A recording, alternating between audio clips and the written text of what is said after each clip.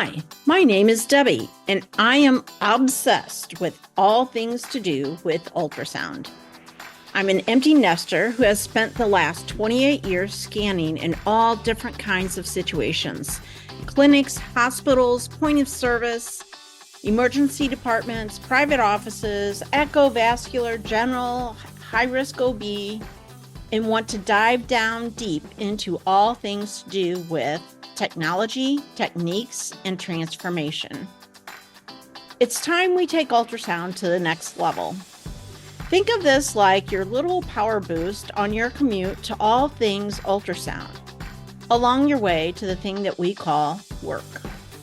So pull up a seat, make sure you're comfy, and be ready to be challenged and encouraged as we learn it's all about the frequency. So today I'd like to discuss BMI, body mass index. I'd like to just kind of see, questions that have come up like, where did it come from? Is it accurate? How long ago was it discovered? Is it still relevant for today? And so I'd like to kind of dive deep and see where it came from, why it was used then, what are we using it for today, and how can we better use it? Or is there something else better to use? So as I did a little research, I found that a Belgian, Adolf Queteletz, was a born sociologist, astronomer, and mathematician. In the mid-19th century, he was searching for a way to relate to an individual's height to their ideal weight as a tool for studying populations and dispersing resources. However, a man by the name of Hartman pointed out a key detail: that BMI was developed for a specific and limited group, mostly white males. Another flaw is that it does not take into account the person's body fat versus lean muscle tissue.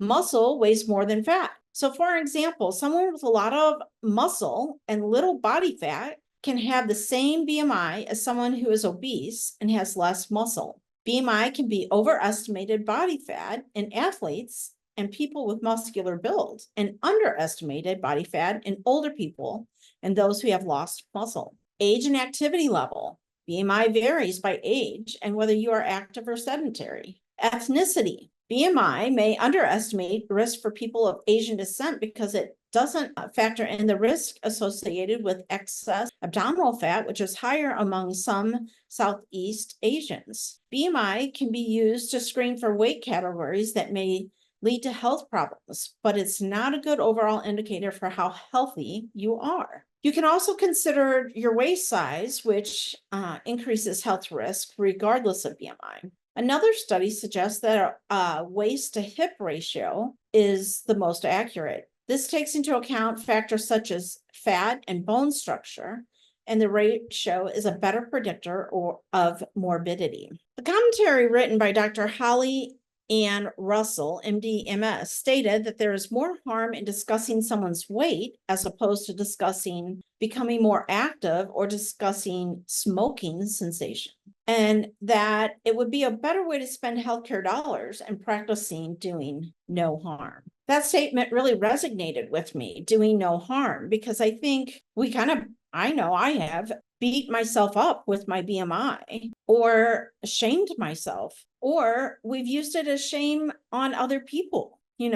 As an ultrasound tech, I know that a higher BMI is going to hurt my body more doing that scan. It's frustrating, but it shouldn't be used to shame anyone. So I think the idea of doing no harm is a great concept to embrace, that instead of talking about your BMI, we should be talking about your activity level, or stopping smoking, or use healthcare dollars in those fields more often. So BMI is maybe a bit outdated and not as accurate, but it sometimes, but not always.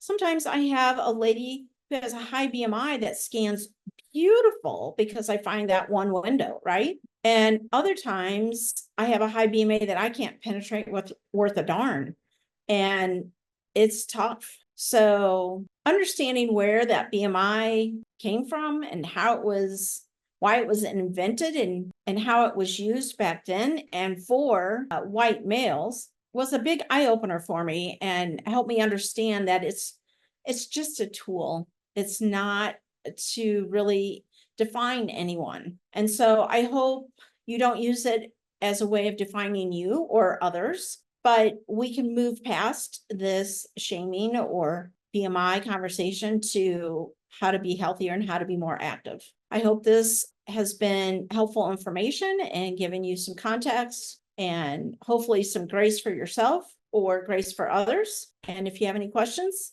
please message me. I'd be happy to connect. Thank you for tuning in to It's All About the Frequency podcast. I hope you enjoyed today's episode. Share it with a friend and remember to keep your frequency high.